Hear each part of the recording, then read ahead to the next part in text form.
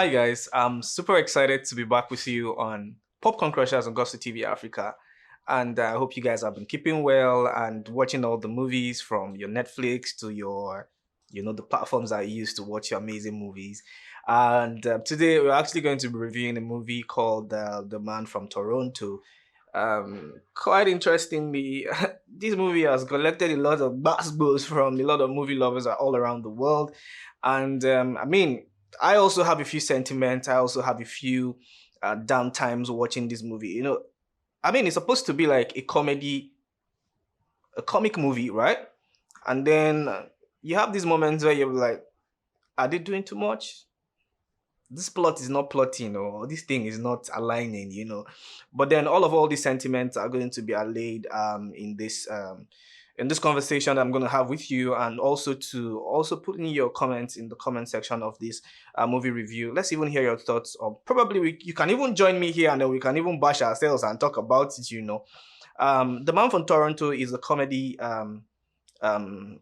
piece or a comic movie, short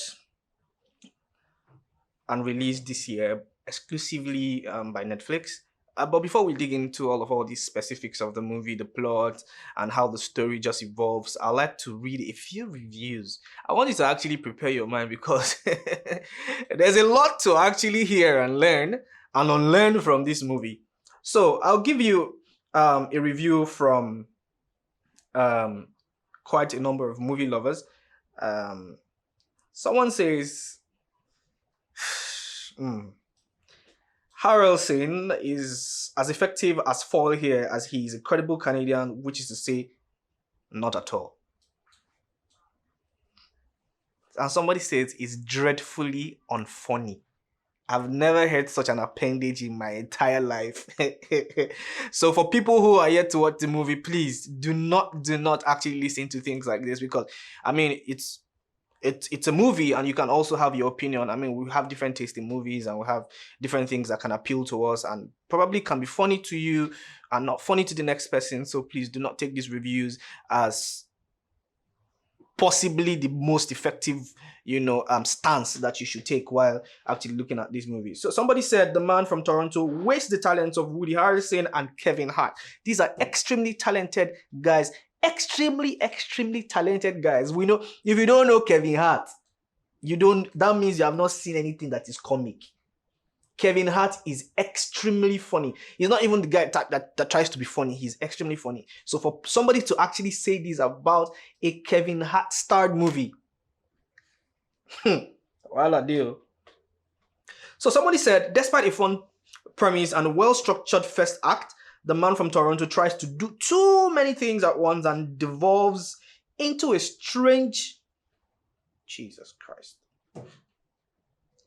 I don't want to read the next lines because I don't think it's good enough for TV. But there's just been a lot of bashings left, right, and center from a lot of movie lovers, and this is not really good to see. But I also have my own sentiment. I do not agree to some of all these reviews.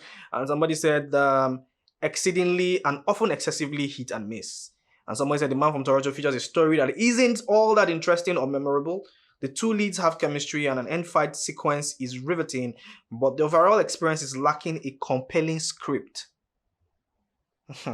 This is actually not a good review, to be honest, if we have to be critical.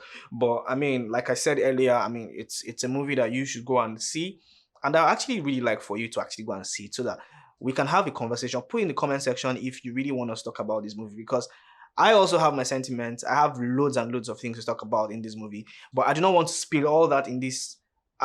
So I'm sorry to disappoint you if you really came here for a movie review. Yes, I want us to do it together, right? So I want you to go and see the movie, and then we can come again some other time, in a few days' time, to talk about the specific of the movie. But just know it's a Kevin Hart starred movie, and it's, should I say, star-studded? Not exactly star-studded, but it's supposed to have the right people, to be featured in this movie. But it didn't quite cut out well for some movie lovers or some people who are big into movies and stuff. Did it cut out well for me?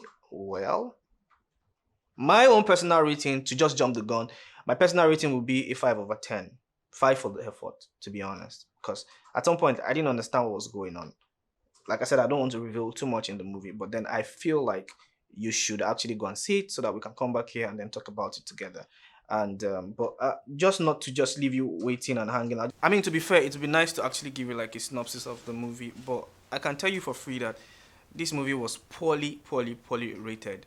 From one of the best sources of my movie reviews, the Rotten Tomatoes actually scored this movie a 26%, and from the audience interactions, we got a 45% of 100.